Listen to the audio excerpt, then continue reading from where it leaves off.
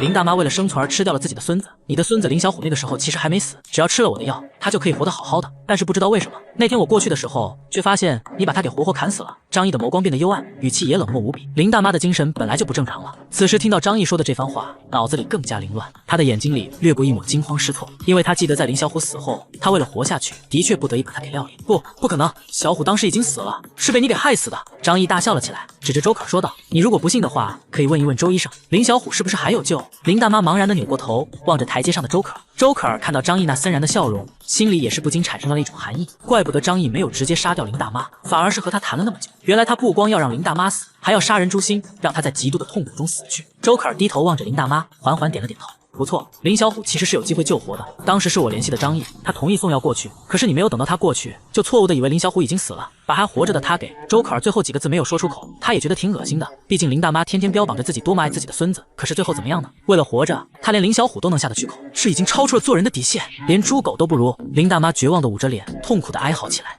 不可能，不是这样的，我不知道他还活着，我以为他已经死了呀。他等了好久好久，直到自己实在受不了了才下的刀。一开始他告诉自己就只吃一点点就好，可是后面他越来越吃过肉之后，那种饱腹感带来的满足让他的食欲也更加的旺盛，直到后来他啃光了林小虎的每一根骨头。张毅忽然扯着嗓子大声说道：“哈哈，原来是这样，这就是林家的好奶奶，为了一口吃的，狠心把自己还活着的孙子给砍死了。怎么样，你孙子的味道很不错吧？你可真疼爱他啊！你的儿子和儿媳妇把孙子托付给你，你对得起他们吗？”林大妈的眼神涣散，捂着脑袋发出痛苦的哀嚎。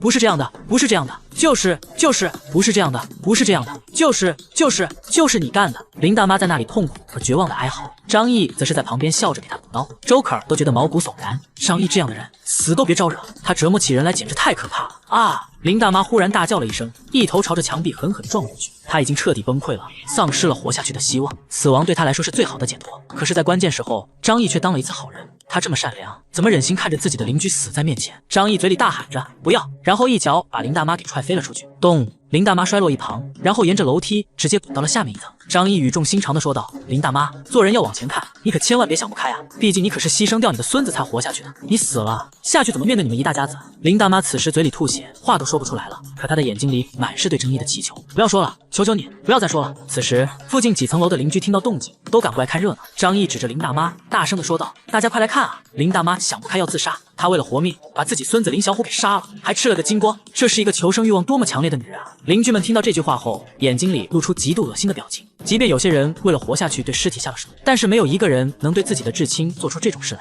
那是他们最后的道德底线了。林大妈被这些目光注视着，精神崩溃的更厉害了，嘴里大口大口的吐出鲜血，眼睛里全都是挣扎与痛苦的神色。她活不了多久了，最多半个小时就会被冻死。周可儿走到张毅身边对他说道。张毅那几下可都是下的重手，打得他内脏都破裂。冻死？张毅皱了皱眉头，怎么可以这么残忍？现在这么冷的天气还让他冻死，这种事情我看不下去。邻居们一脸诧异的看着张毅，难道说张毅要放过林大妈？只有了解张毅的周可儿无奈的瞥了他一眼，你想怎么办啊？张毅轻叹了一口气，老人家一辈子也不容易，临死前让他暖和暖和吧。他把手伸进了衣服里面假装掏东西，实际上是从异空间取出一瓶酒精，拧开瓶盖，哗啦啦洒在了林大妈的身上。看到这一幕，邻居们才明白张毅想要干嘛，无语的同时却又觉得这样非常合理，毕竟这个人可是张毅啊，你几时见过他对别人手下留情？一瓶酒精泼完之后，张毅快速后退，用打火机点燃一根香烟，抽了2口就丢了过去。火焰一瞬间熊熊燃烧了起来，很快楼梯间就响起了极为凄厉的惨叫。张毅转过身就往回走，看都不带多看一眼。其他邻居吓得慌忙为张毅让开道路，眼神中满是畏惧。张毅和周可儿回到房间之后，把防寒服一脱，坐在沙发上狠狠地骂了一句：“这个该死的疯婆子！”他大喇喇地躺在沙发上。周可儿走进洗手间，过了一会儿端出一盆热水来，他微笑着跪在张毅身前，帮他把脚上的棉袜脱掉，然后亲手为他洗脚。他柔声问道：“刚刚是不是吓了一大跳？”张毅靠着沙发悠悠地说道：“其实还好，自从末世之后，我已经对任何事情都不会感到太过惊讶。在混乱的年代里，多么荒唐的事情都是有可能发生的。”他的身上可是穿着警用的防弹衣，除非老太婆是身手敏捷的杀手，能精准地砍到他的脖子，否则伤不了他。但张毅又不是一根木头，他自然也会懂。我不在的时候，小区里面有发生什么事情没有？尤其是其他单元楼有没有什么动静？周可儿听到这话，缓缓点了点头。我刚刚还打算和你说来着。张毅稍微坐直了身体，眼睛里带着好奇和谨慎。哦，发生了什么事情？周可儿帮张毅按摩着脚底，淡淡的说道。酒楼那边现在管事的人是我之前的病人，叫陈玲玉，他今天联系我，希望我牵线搭桥，让你通过他的好友申请，然后说有事情希望跟你聊聊。张毅眉头微微一皱，酒楼陈玲玉，这是一个他很陌生的名字，而且虽然都在同一个小区，可是岳麓小区很大，南北都有差不多500米了。他想要跟我聊什么？张毅问道。周可儿却摇了摇头，他只是说想和25楼的楼长谈谈合作的事情，但是具体的细节必须由你来谈。张毅嗤笑了一声，合作？狗屁合作！现在我什么也不去，而他们却只能眼巴巴的在大楼里面等死，拿什么跟我合作？周可儿抬起头，嘴角带着轻盈的笑。那我告诉他，你不想和他聊了。张毅摆了摆手，倒也用不着这么着急。你给我说说他这个人怎么样吧，还有他们那栋楼里的具体情况。周可儿便把自己了解到的情报告诉了张毅。陈玲玉是天海市一家估值2个亿的美容化妆品公司老板，说是美容化妆品公司，实际上是一个搞微商的企业。陈玲玉38岁年纪，长相中上，性格强势，是一个干练的女强人。她和周可儿认识是之前去第一人民医院看病产生的契机，跟周可儿的关系一般，最多是个点头之交。至于他所在的酒楼，现在都被他以及他的手下控制住。根据周可儿打听到的消息，酒楼目前管理得很不错，直到现在也仅仅死了10个人。张毅听完之后，捏了捏自己的手指，点了点头道：在这种时候，一个女人竟然能管理一栋楼，这个陈玲玉的确有2下子。周可儿也是轻叹了一口气，是啊，毕竟是干微商传销的，给别人洗脑当然有一手了。张毅轻笑道：这才是狠人呢，真的狠起来能六亲不认，连父母亲戚都坑，对这种女人千万大意不得。周可儿点了点头，我对她的印象也不是很好，之前好久没有联系过了，今天突然找到我，让我帮她传递消息。张毅说道：这个并不奇怪，如今我拥有雪地摩托车，并且可以外出搜集物资的消息早就传出去了，整个小区的人谁不嫉妒我，谁又不想搞到我的雪地摩托？周可儿点了点头，既然这样的话，那你还要不要跟他谈谈？张毅把手放在下巴底下，思索了几分钟，聊聊看吧，我也想知道其他单元楼如今打的是什么主意，最起码也不能一下子把那些人都给逼急眼了，否则其他29栋楼的人都和我翻脸，那可不是什么好事。如果张毅只是躲在房子里不出去，倒不用怕他们，可是现在张毅知道外界是一个巨大的宝藏，以后还需要出去继续收集各种生存物资，那暂时就不能和其他29栋楼的人都闹翻了。于是张毅一边享受着周可儿细腻的按摩，一边打开了自己的手机微信，上面的好友申请都99加了，他一直懒得看，毕竟找他的人基本都是讨要物资的，他才懒得搭理。打开好友申请列表，张毅看到的第一个就是 A 芙蓉集团总裁陈玲玉女士，西装白衬衫，双手抱胸显深沉，脸上露出夸张的笑容，标准的微商头像。张毅正要通过好友的时候，目光忽然注意到下面还有一个略显熟悉的头像。商务人士所使用的微信头像基本都是个人照片，所以张毅一下子认了出来那个人是谁，沃尔玛华南大区的财务总监李健。之所以认识他，是因为之前公司开年会吃饭的时候见过他上台。张毅也知道他和自己住在一个小区，可2人工作没有交集，因此没什么联系。张毅看了一眼申请好友的时间，是在今天上午10点半，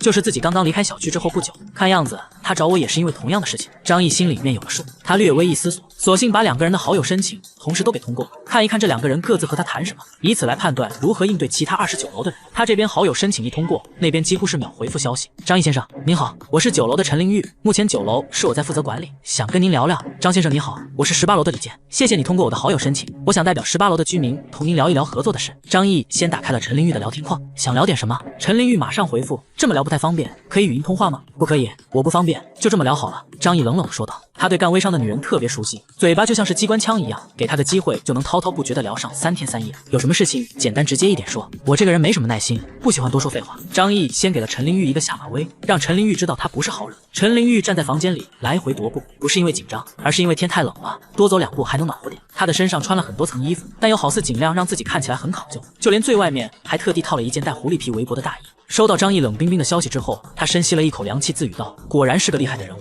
不能大意啊。面对张毅，陈玲玉的内心其实非常的紧张，甚至畏惧，毕竟张毅的事迹已经传开了，靠着一个人就杀掉了整栋楼1半的邻居，而且手里面有不少武器，甚至还有狙击枪这种可怕的东西。各种各样的传闻让其他楼听过张毅故事的人都对他深深的畏惧。陈玲玉平复下自己的情绪，把脑海里打了无数遍草稿的话一个个敲下来。张毅先生，久仰大名，你的故事我们早有耳闻，一直希望能和你见上一面，如今知道你有雪地摩托，可以外出去找物资，所以我们9楼希望能同你合作。张毅扫了一眼，轻蔑的一笑。合作？那你们可以提供给我什么？合作讲究对等的条件交换，你应该明白。陈玲玉马上说道。我们9楼比较和谐，并没有太多的人员死亡，所以有充沛的人力。现在你手中有雪地摩托车，可以离开小区，就可以去外面进行开拓。陈玲玉说到这里，整个人都激动了起来。我们可以提供76人给你，这些都是最好的劳动力。外面大雪冰封，俨然已经失去了秩序。换句话说，这个世界被冰雪埋藏的一切，谁得到就是谁的。你有交通工具和武器，我有服从命令、听指挥的家人们干活。只要我们联手，将来必定大有作为。张毅掏了掏耳朵，听起来好像很唬人，不过全都是假大空的东西。我问你，现在那么多人连明天怎么活下去都不知道，你还发展个屁啊！陈林玉吞了口唾沫。当然了，这就需要你帮我们搜集食物，先保障我们的生命安全，然后无论你想做什么项目，我们的人都是最好的劳动力。张毅摇了摇头，已经失去了兴趣。一个搞传销的头子，骗那些绝境中的傻业主还行，骗到自己头上来，不是自找没趣吗？他都懒得打字了，用语音发了一段话过去。你说的我完全没有兴趣，再见。陈林玉听了张毅的话，有些急了，他一咬牙，迅速的发了段消息过来。你现在已经成了整个小区嫉妒的对象，只需要提供给我们食物，最起码我们可以保持对你的中立。你也不希望让我们成为你的敌人吧？看到这句话之后，张毅的脸色才微微有些认真，这才是他想听到的。前面扯那么多没用的干嘛？哦，这么说来，许多单元楼的人都想对我出手了。呵呵，我怎么不太信呢？现在我过得好好的，哪有人来袭击我啊？张毅试探地问道。陈林玉知道张毅是在试探，可是为了表达诚意，他必须透露一些消息。张毅，你是个聪明人，应该明白怀璧其罪的道理。整个小区住着几千号人，大家都只能在房子里等着饿死，只有你可以骑着雪地摩托出去找吃的。换作是你，会不会羡慕嫉妒恨？大家之所以没出手，只是在权衡利弊，但是对你出手不过是时间问题罢了。我要求的不多，只要你能够保障我们的基本食物需求，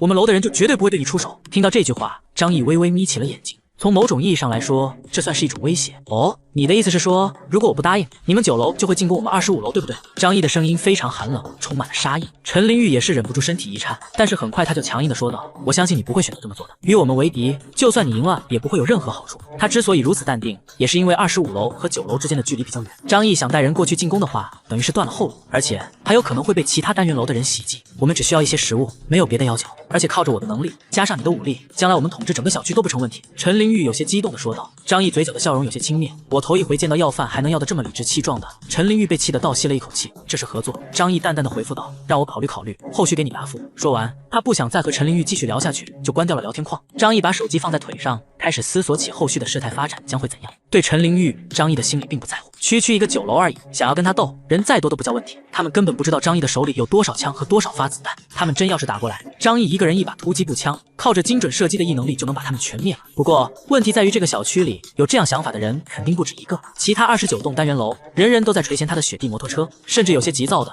以及物资快耗尽的人不惜过来跟他搏怒。真要是让他们联合起来，同时进攻25楼，张毅得杀到手都酸了才杀得完。张毅抬头看了一眼自己家的安全屋，航天合金打造的外壳可以挡得住炮弹的轰击，就算是整个小区的人都攻进来，也绝对无法突破，除非那些人能够把25楼给拆了，否则对张毅基本上毫无威胁。这种可能性有多大？张毅皱着眉头思索这个问题。如果真是29栋单元楼的人一起出手，这件事情真的有概率发生。现在的电力不允许使用大功率电器，他们就无法用冲击锤和电钻等设备，想要完全靠人工来搞垮一栋大楼，在目前的超低温又极度缺少食物来提供能量环境下，绝对是不可能做到的事情。毕竟以他们现在的体力水准，怕是在外面走上一会儿都冻得受不了，哪还有力气砸墙？张毅通过一番思考之后，得到了满意的答案。那就是只要他坚守在25楼不出去，利用手中的火力和安全屋的强度，即便是其他29栋楼的人联合起来也奈何不了他。说白了，在如今这种食物极度匮乏、温度又极度寒冷的情况下，一个人顶着凛冽的寒风出来走2步都是巨大的煎熬。我的个人安全是没有问题的，再不济我骑上摩托车杀出重围，利用手里的武器和他们打游击战，也能慢慢耗死他们。只不过这么做实在是太麻烦了，29栋楼的人我得杀到什么时候？可是我不杀他们，他们一定会过来进攻我。张毅在心里面细细的琢磨，到底是耗费一些时间和精力，把小区里对自己有威胁的人都干掉，还是想别的办法。短时间内，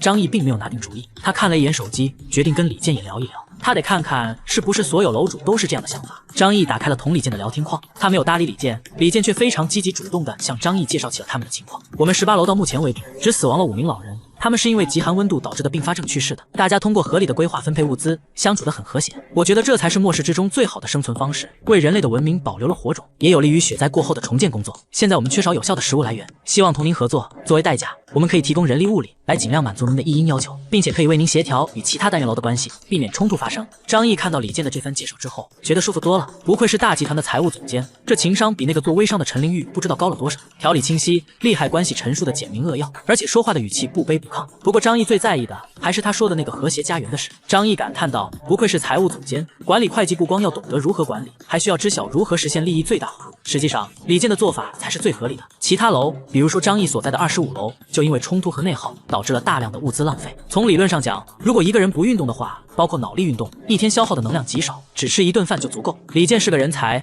张毅感慨了一句，可随后又说道：“但是这样就想在末世之中长久的生存下去，依旧是不可能的。”李健的能力在于建立秩序，通过他在18楼的影响力，早早把大家团结了起来。可是，一旦面临外界的进攻怎么办？安逸惯了的那群人，遇上天河帮或者陈正豪这种恶徒，怕是只有被屠杀的份。这就和古代的中原文明曾多次败给游牧文明是一个道理。没有武力的保护，所有的安定和谐都是虚假的。张毅问道：“如果我不同意的话，你会怎么做呢？”李健那边思索了很久，然后才给张毅回复过来消息：“我们秉持着友好合作的精神，向您提出合作的邀请。如果您拒绝的话，我深感惋惜，但是这并不意味着将来您的想法不会发生改变。我依旧期待着下一次合作的机会。”张毅笑了，这种官方的回复方式看起来很让人舒服。怎么，你们难道不选择进攻我们25楼，或者在其他单元楼进攻的时候，你们不选择加入吗？李健的回复也非常的坦诚。我们的武力只是用于自保，并不会主动去进攻别人，并不是我们没有实力，而是无用的内耗，最后的结果只能是两败俱伤。张毅都想给他鼓个掌了，瞧瞧人家明明是怂，偏要说的这么正气凛然。话又说回来了，18楼的和谐家园以和平的方式在末世度过半个月，的确没有与别人发生争斗的勇气。李健是个明白人，他也清楚，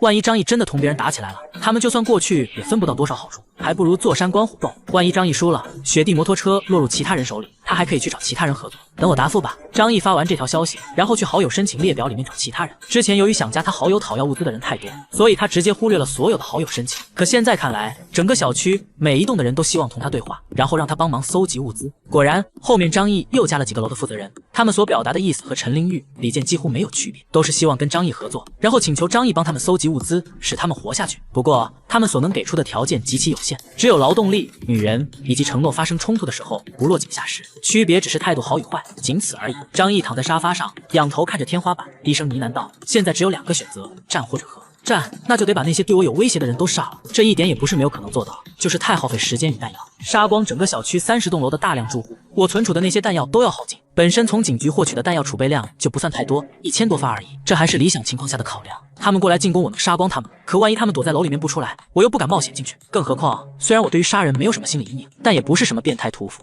小区里大部分人跟我没有多大仇怨，要是把他们全都杀死，稍微还是有些不忍心的，说不定到时候还会把自己搞得精神出现问题。张毅揉着自己的太阳穴，他觉得杀光整个小区不是个好的选项，那也实在太麻烦了。听着张毅的喃喃自语，周可儿却觉得心惊肉跳。此时整个小区没有人知道，他们都在地狱入口的边缘疯狂的左右横跳，死或生就在张毅的一念之间。突然，张毅看向跪在身前的周可儿，拍了拍自己的大腿过来。周可儿走过来，坐在他的腿上。房间里温度很高，所以在家的时候，2个人通常都穿着睡衣，有时候直接就是只穿内衣。周可儿自己没有带衣服过来，全都是张毅给她选的，所以穿衣风格嘛，自然是张毅怎么喜欢怎么来。比如说现在他身上的这款，就是一套黑色的蕾丝睡衣，情趣的那种。他坐在张毅的腿上，锻炼到恰到好处的翘臀带来的触感，也让张毅身心愉悦。张毅搂过他纤细的腰肢，在他耳朵上咬了一口，当即让周可儿脸色通红，呼吸都变得急促了起来。可儿，你说说，从你的角度而言，我是跟他们打，还是和呢？周可儿本以为张毅是想办正事，没想到他竟然是询问自己的意见。当然了，这也算是另一种正事。他心里稍微有些遗憾，却又高兴张毅肯询问他的意见。周可儿眼珠一转，对张毅说道：“战的话，同时面对其他29栋楼居民的进攻，你能够支撑得住吗？”“没什么问题。”张毅一脸自信地说道。其实他心里面有一点点虚，因为他只有99.99%的把握，但还有0.01%他拿不准，毕竟他也不能保证其他29栋楼里面就一定没有人在家里藏了可以炸他1栋楼的炸药。但是这种概率和天下掉核弹下来，刚好命中他家的房子概率也差不多，遇到了你也没办法呀。张毅就不去考虑了。周可儿的眼睛里写满了惊讶2个字，他本以为张毅会说做不到，可没想到张毅给到了肯定的答案。毕竟张毅手头有多少武器和物资是从来没有告诉过他的。可周可儿转念一想，张毅是拥有异能的人，什么事情对他来说都有可能。他深吸了一口气，继续问道：“那要是和谈的话，是不是你之后就得提供整个小区所有人的生活物资？”张毅哈哈大笑了起来。按照他们的意思来看，的确是这么回事。周可儿立刻说道：“这当然不可以，整个小区哪怕每栋楼的存活人数按50人计算，那也有1500人。如果要管那么多人的吃喝，不知道得多少物资才足，全都放到你一个人身上，简直是强人所难。”张毅摆了摆手，账也不是这么算的，他们提出条件自然是往高了去说，然后等着我来杀价，而且也别把这群人真当什么好货色。但凡是能控制一栋楼的，肯定都有自己的小团体，他们有了物资，也是优先供给自己的人。张毅的眸中闪过一抹深邃的光芒。至于其他人嘛，都是储备粮而已，他们有必要在储备粮身上浪费食物吗？周可儿觉得张毅说的很有道理，点了点头。即便如此，30栋楼的物资让一个人提供，也是个巨大的麻烦。张毅笑着点了点头，正是如此，所以我必须得摆脱这个麻烦，要么把他们全都杀了。这是个曲折而又麻烦的过程，可能稍微还会有一点点危险，毕竟到时候我就得离开这栋房子，出去跟他们玩。他揉了揉自己的脑袋，你说有没有什么办法我既不需要麻烦的把他们全都干掉，又可以摆脱这群麻烦。良久之后，周可儿无奈的说道：“这个问题无解，你对他们而言是唯一的希望。如果你不帮助他们，他们就肯定会来杀你。倒是还有一种方法，你离开这个小区，换一个地方生活，摆脱他们不就得了？”张毅瞪大了眼睛看着周可儿，一开始他觉得周可儿的这个说法非常的滑稽，甚至是莫名其妙。他好不容易打造出来的安全屋，让他离开小区，不过突然之间又有一个想法在脑海当中浮现，可不可以把安全屋收入自己的空间，然后带走？张毅也尝试过收取大型物品，不过收取的物品必须满足一个条件，独立存在。他的安全屋是融入大楼框架之中的，要带走，除非拆除。可是怎么拆？拿什么去拆？要是能拆的话，相信他那些王八蛋邻居早就拆过了。这个想法虽然大胆，而且极难实现，不过却让张毅觉得耳目一新。或许以后有了条件，能够来尝试一下。不过目前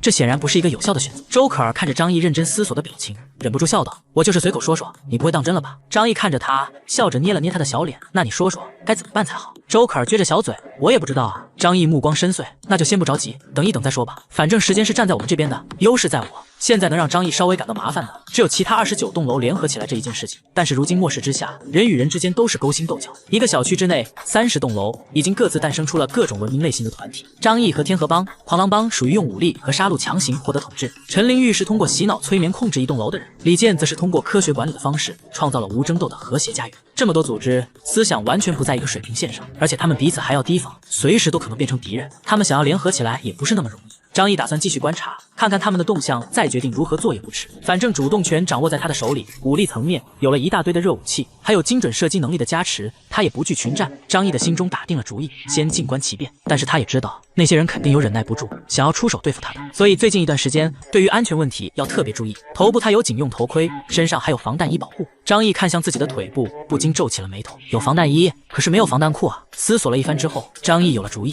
他从衣空间取出一件防弹衣，然后递给周可儿：“这是给我的吗？”周可儿高兴地问道：“帮我把他的线挑开，我要用。”张毅说道。周可儿小嘴一撇，有些失望，不过还是老老实实的接过防弹衣，用剪刀把两侧的线给剪开。防弹衣的线也很坚韧，毕竟是为了承受巨大冲击而用的特殊材料。周可儿费了好大的力气才把防弹衣给拆开，这下子防弹衣就变成了前后2片的布料。张毅拿过来，在自己的腿上比划了一下，满意的点了点头，把它裹在腿上，外面套上防寒服，这不就是防弹裤吗？腿上也是有大动脉的，粗心大意不得。准备好了装备以后，张毅想了一阵子，觉得不能让楼里面的邻居们太安逸了，必须给他们一些危机感，然后忽悠他们主动出去找人干架。毕竟当初张毅把他们组织起来是当炮灰的，可不是养大爷。其他楼给他释放了信号，他必须做点什么来回应。于是张毅在业主群里面发了条消息，把目前面临的情况告诉了所有人。所有人，25楼的各位兄弟姐妹，各位家人，现在我们遇到了重大的危机，有人要来抢夺我们的食物。附近的一些单元楼眼红我可以出去帮大家寻找食物，所以出言对我进行威胁，声称如果我不把食物分给他们，那就要进攻我们单元楼。这番话一说出去，业主群里面顿时炸开了锅。邻居们刚刚看到了生存的希望，现在每天就指着张毅出去带些食物回来为他们续命。现在其他楼眼红，想要过来抢夺，他们当然不答应。这些王八蛋想什么呢？有本事的话自己出去找啊，跟他们拼了，誓死守护我们的粮食，1粒米都不可能给他们。对，反正咱们有张毅在呢，真要是打起来还能怕他们不成？不过也有人提出了担忧，可是我们楼现在就30-40人，要是其他楼都过来进攻咱们的话，真的能守得住吗？这的确是有些困难，那可不可以跟他们商量一下，让他们不要搞我们？呵呵，你自己觉得可能吗？现在大家都在为了食物拼命，谁会跟你讲道理啊？那可怎么办才好？干就完了，没有食物也是个死。邻居们吵得非常厉害，他们义愤填膺，但大部分人心里面也有畏惧。真要是跟整个小区其他单元楼作对，岂不是要打1000多号人？那和找死有什么区别？张毅适时的发了消息过来，目前外面的情况大家是知道的，大雪已经把各种低层建筑都给淹没了，包括大部分的生活超市，所以寻找物资也是个非常困难的事情。看运气，外面可是有上千号人，真要把食物给了他们，那你们大家就没得吃了。我张毅也不想得罪他们，反正我自己的物资还够支撑几天呢，所以到底要怎么做，决定权我交给你们。食物你们是留给自己，还是送给他们换取安稳，你们自己说了算。张毅给的选择题就好像拿着枪指着一个人的脑袋，询问他要死还是要活，其实根本就没得选。邻居们听到张毅的话，也知道他们并没有退路，没有食物，他们肯定还是个死，拼一拼或许还有活命的机会。我明白了，那就跟他们干，这些食物都是属于我们的，凭什么让给他们？他们自己去死好了。就是自己没有本事搞到食物，就想着去抢别人的，缺德不缺德？我栾强这辈子最恶心的就是这种人，呸！张毅见到情绪拉得差不多了，便说道：“那好，咱们不能让他们把咱们看扁了，必须要让他们知道我们的厉害。今天晚上，李成斌和姜磊，你们带人冲进26楼，天河帮的那群老帮菜没剩下几个人了，把他们弄死。一来是给咱们死去的家人们报仇，二来给其他单元楼提个醒。我今天在外面忙了一天了，有些疲惫，就不带你们过去了。张哥，您今天辛苦了，张哥功劳最大，咱们不能让张哥啥事都干了，大家说对不对？啊，对，好兄弟，你们去吧。CPU 完了邻居之后，张毅舒服地扔掉了手机，然后一把将周可儿抱了起来。啊！周可儿笑着发出一声尖叫。